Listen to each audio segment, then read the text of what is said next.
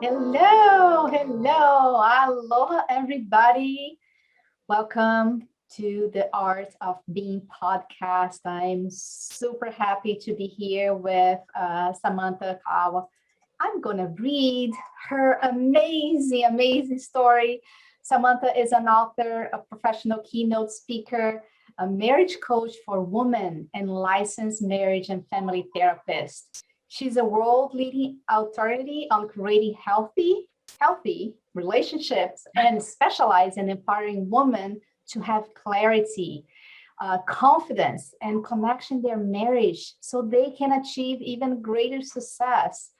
Samantha has worked with, guided, and successfully mentored over 1,000 individuals and couples to transform their marriage and achieve their dreams. You know what has always intrigued me as soon as I met her? She says that it only takes one person to transform your marriage. And I was like, what? We don't have to have a couples going to a therapist room to save a marriage? She said, no, it takes one person to transform your marriage. And she has learned this by saving her own marriage years ago. Samantha is on a mission to help save 10 million marriages by the 2032. Let's help her. She's the author of Creating Your Marriage Miracle, a new age guide to transforming your relationship. Look out for her book later this year. She lives with her husband and three amazing daughters in Honolulu, Hawaii. Welcome, Sam. And she is my coach, my friend. I love her. Thank you for being here with me. Thank you for doing this. I am so thrilled to be a part of this journey with you and for being your very first guest on the Art of Being podcast. I'm just so thrilled to be here and so thrilled to be doing this with you. So thank you. Thank you. Oh, thank you for being my guest. So tell me a little bit about, because you're a relationship coach, you're a licensed therapist, and you have issues with your own marriage. Tell me a little bit about how this always started and how you became a coach. I'm sure there's a connection over there. Yes, yes. Well, it all started, my passion for helping to save 10 million marriages really started after, like you said, I went through that dark hour with my marriage, my own marriage, but even well before that. So as a little girl, before I was even 1 years old, my parents were divorced and my grandmother was divorced and they had a very bitter relationship after that. And my auntie was divorced. There were so many divorced families around me. And if they weren't divorced, it was in some ways not healthy. So I didn't have a really good role model of what a healthy relationship looked like. And at a young age, I don't exactly remember how old I was. I must have been like 6 or 7 at the oldest when I decided I am never getting a divorce. I am never divorcing my husband. If I get married, it's gonna be to the one, and I'm never gonna do that to my kids. And as much as I appreciate my parents for getting a divorce because I didn't want to grow up in that toxicity, for me it was like, okay, but I want to do something different. I don't want that to be the reality for my children and my family, right? And I was so adamant. And then, of course, 6 years later, ago, not later, 6 years ago, I found myself on the brink of divorce. I found myself in that really dark hour where I was so torn up inside because I was like, here I am, that little girl that promised myself that I would never get a divorce, and I cannot see any other way out right now.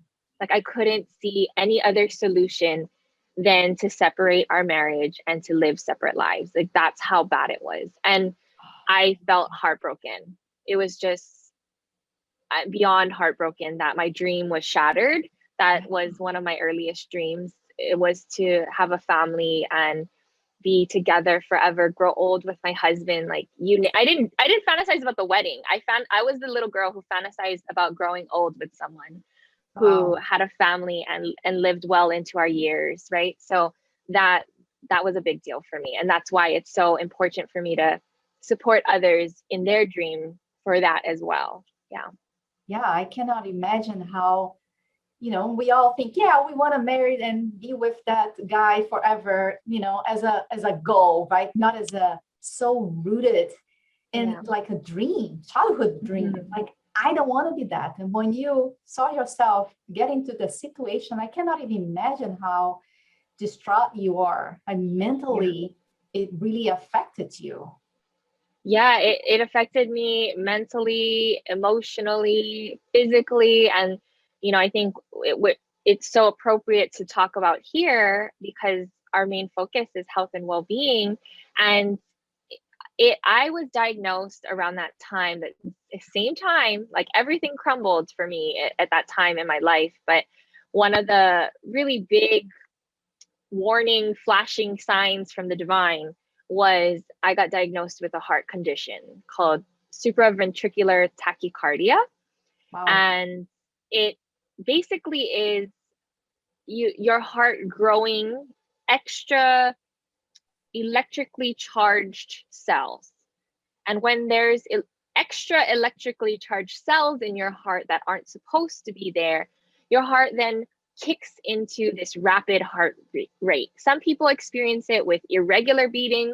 Some people experience it with just very, very, very quick heartbeat at resting. So my heart rate at resting was over 100 beats per minute, which was really high. That's like you're running a marathon and you're an athlete sprinting. That's what the heart rate was at resting. So they thought you're sitting on the couch and you having this sitting on the couch. Holy. It's just beating a mile a minute. It feels like your heart is about to pop out of your chest. You can't breathe, shortness of breath.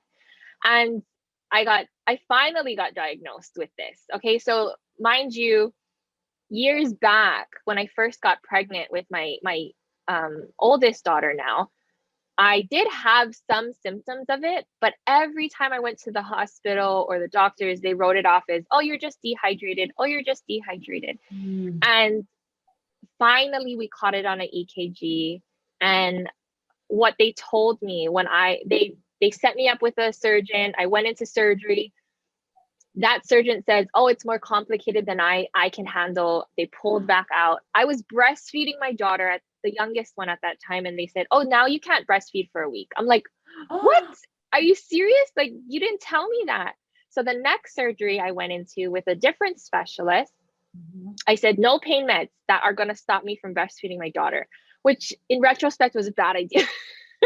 Because you don't go under. This is a very awake surgery. You have to be awake the whole time you're on the operating table. Wow. And and I basically, they went in, it was an exploratory procedure. I had basically Tylenol that supported me in that, while they went in through my jugular and through my arteries to go in and cauterize each electrical cell that was excess of what my normal circuit was to be.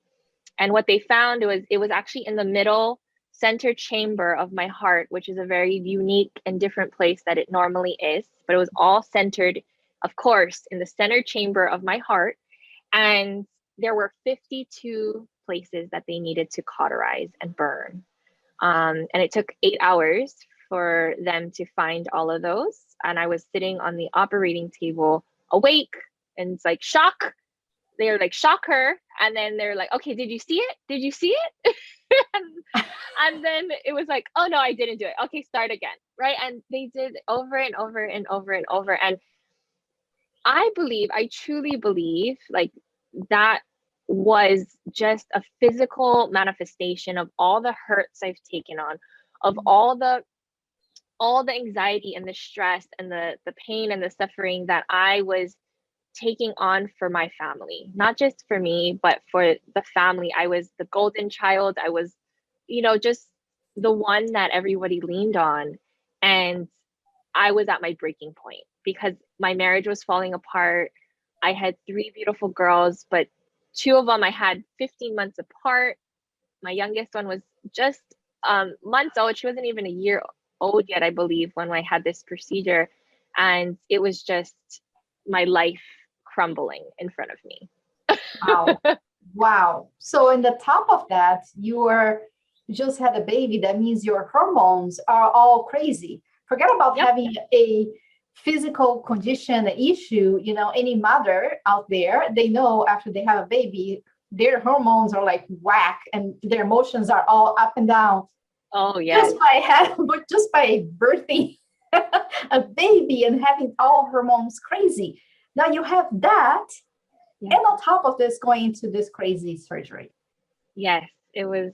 How did you manage your mental state of mind?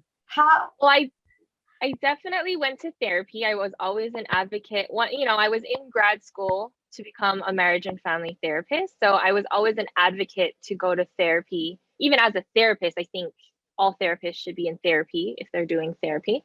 And so that was very helpful. But what it did trigger for me in that moment, or what I was able to acknowledge in that moment, was that I didn't have a strong spiritual foundation.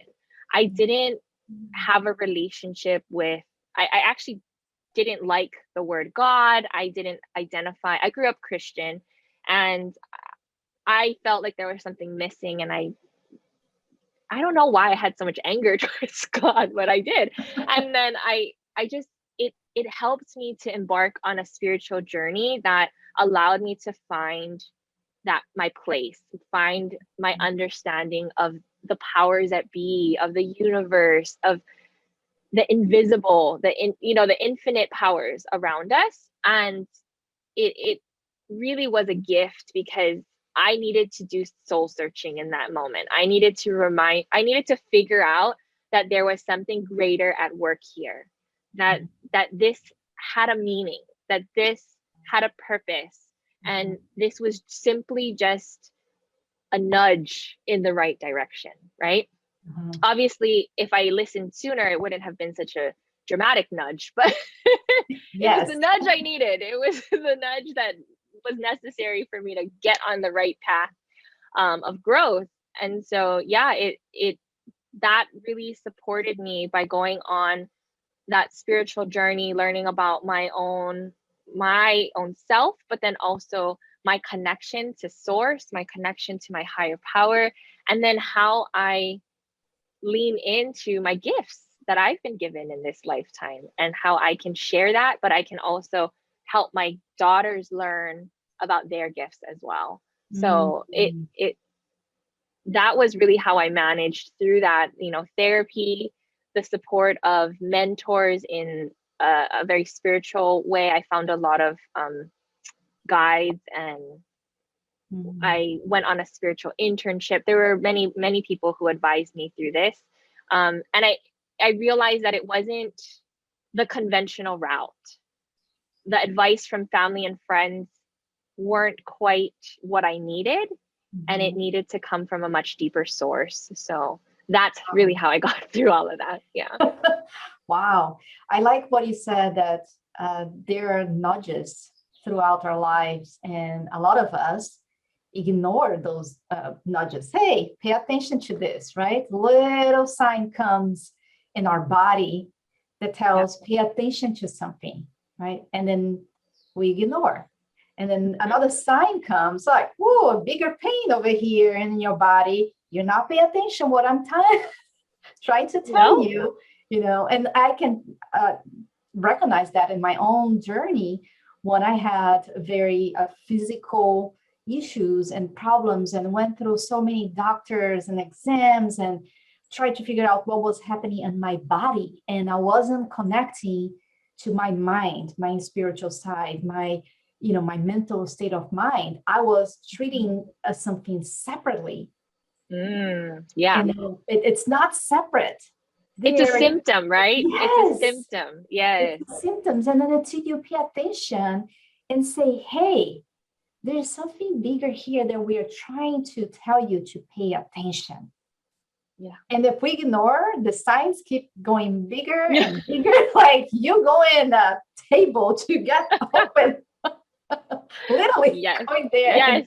Open heart. It's amazing. So what is like some because that happens to me, not in the table open heart, right? But I went through many, many years of dealing with my physical chronic pains, issues, going to on and off to ERs and tons of specialty doctors, and nobody would actually really pinpoint what it was, and suffering along the way. And that affected my mental health for sure. And like you, I connected everything when I got in touch with my spiritual side. That's when I saw the whole connection with everything. Like, wow, why I was not shown this side 30 years ago. Right. I could have avoided so much suffering for the past 30 years.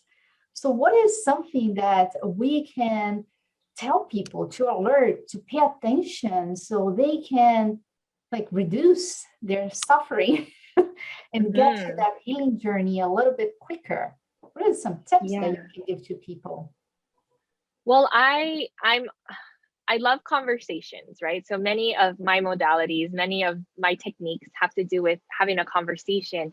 And it's not with other people, it's with the divine part of yourself, but also with your body. And so especially if there's a lot of symptoms coming through physically, I always have a conversation with that part of my body. And I ask it, what are you trying to tell me? How can I serve you? How can I love you? You know, what's going on? What's wrong? And once I start having that dialogue with that part of my body, there's normally some kind of a download or drop in or insight, a thought, just simply a thought that comes through that of something I was holding back, I was resenting, I was, feeling bitter about. And I'm like, oh yeah, that thing. Or I'm worried about money, right? I'm worried about finances. All of those things have physical symptoms attached to it. So one of my early mentors was Louise Hay. So if you guys, I know we both love Louise Hay. So if those of you watching don't know who that is and you have physical symptoms, especially if you have diagnoses, right? Like if you have a medical diagnosis, she also speaks to those things as well. But her reference book really helped me early on to start having a conversation with my body, because she would reference certain body parts and tell us, what the possible meaning behind it is, or the possible block. And I would start to just get curious, like, does that fit? Does that not? And so if you ask your body, what's going on, and you hear crickets, I would encourage you to go and research some of these beautiful teachers. There's a lot of different teachers, even beyond Louise Hay, that can give us some insight, right? But that's some of my tips for everyone on that. Well, you reminded me of how I started paying attention to my pain. I remember, I don't know what year was that, but it's when first The New Earth, Eckhart Tolle book came on, and Oprah picked up that book and did her book club, right? And she did live with millions of people. And I started reading the book, and I attended the classes, the book club.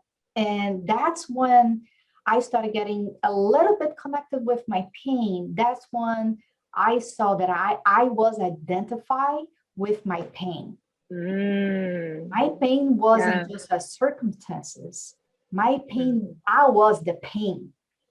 I was identified as that girl who couldn't walk more than a block.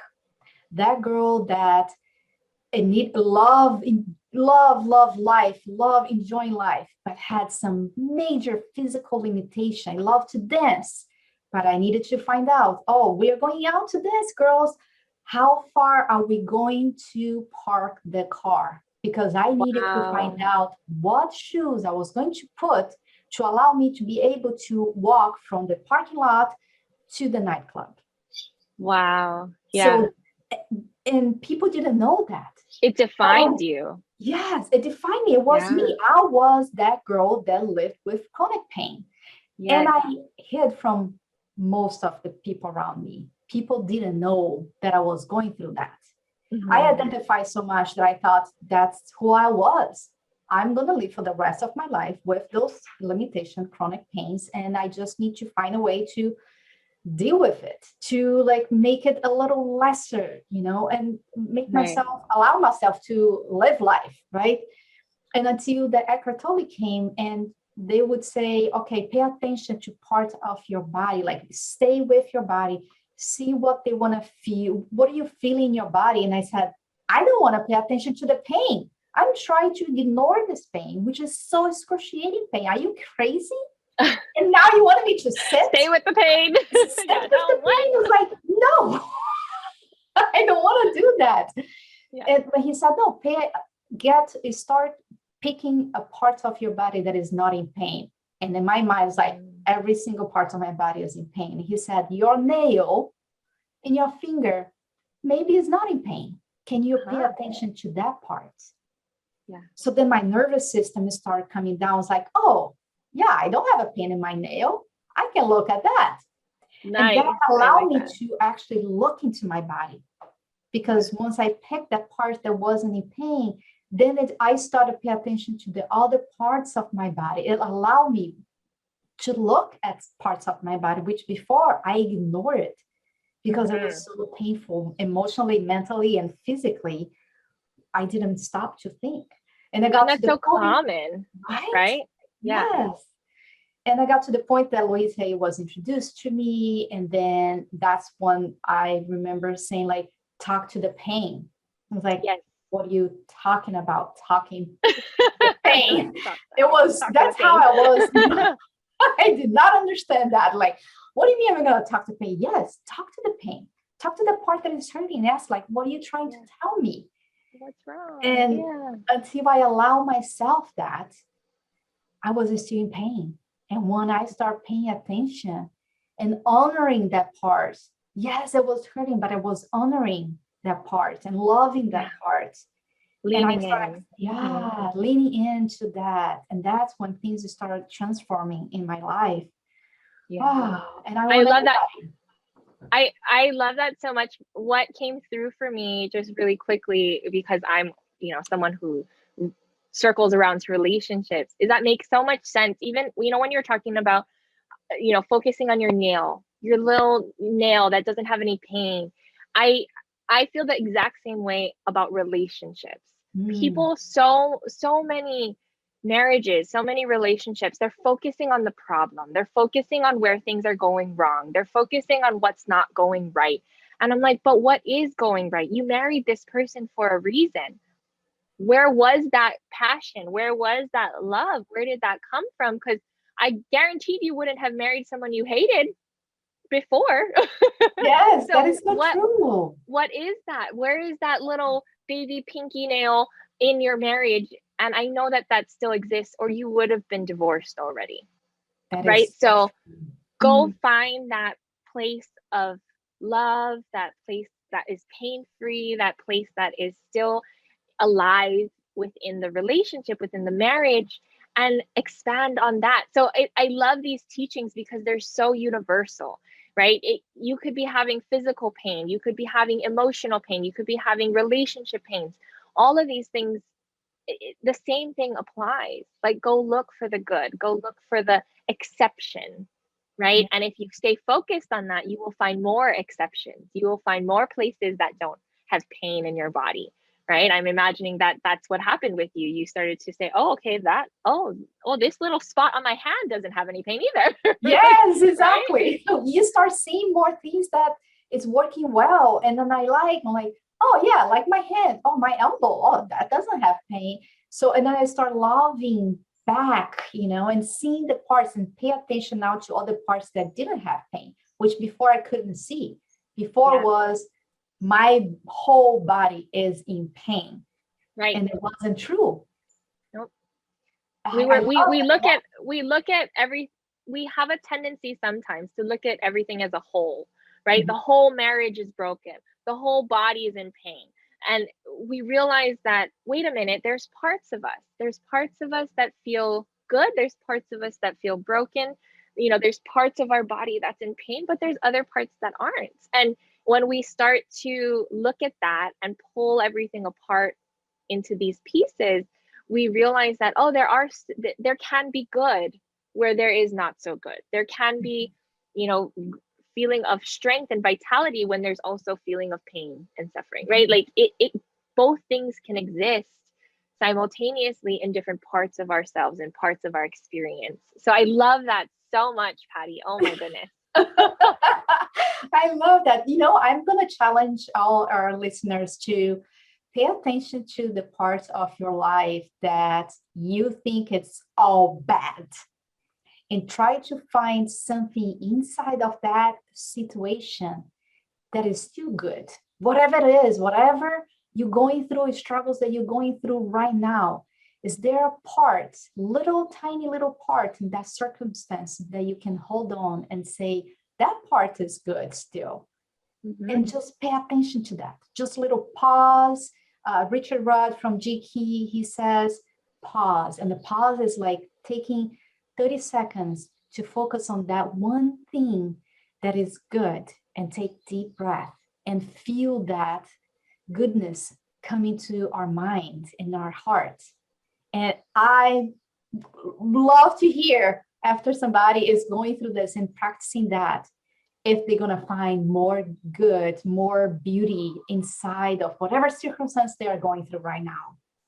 Yes, I love that challenge. I love it so much. Find the good, expand on it, focus on it, let it grow and nurture it, right? It's just like the little green growing plants. The more love you give, the more it will sprout and grow and expand. So yes, love that challenge, Patty. Yay, awesome. So Sam, how can people find you? How, like, if they want to have a conversation with you, what is the best way to find you?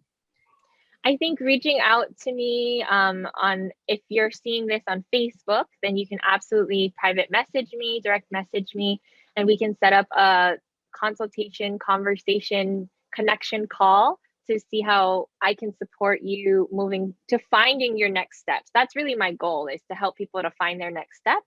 If And they're listening to podcast, where do they find you? Yeah, you can find me on The Gems. So THE, the GEMMS.com, thegems.com. And you can visit my website, and all my contact information is there. Yes. Awesome. I will definitely put that website on the show notes for sure. You can find you on Facebook and Instagram as well, right? Yes. Yep. The website is probably the best one because it has all your contact. It does, yeah. On Facebook and Instagram, it's The Gems Coaching, and of course, my personal is Samantha Kaaua. So easy to find. Yay. So, do you have any message that you want to leave our listeners with? Yeah, I with the theme of today, I think I want to leave you with the message of, you are your highest authority. You have all the answers within you. Your body is just a tool helping you to define and understand the journey that you're on. So listen carefully, listen with love, and I know that you have so much potential and purpose in this world, and let that come through. Let that shine through. That's my message. Yes, I love the message, a message of hope. I love, love, love, love. And that's our goal over here, to give hope to everybody that is going through any struggle right now, that you can go through that. You can do it, All right. Thank you so much, family. We are going to log off until next time. Aloha. Bye now.